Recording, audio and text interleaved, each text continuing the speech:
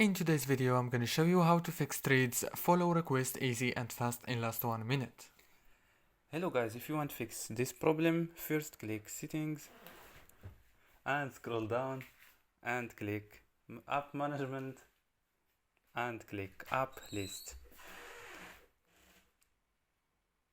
Wait a second and search your app trades.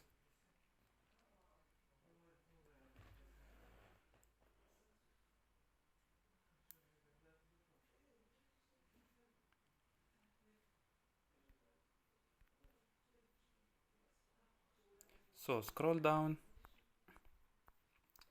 and search your app trades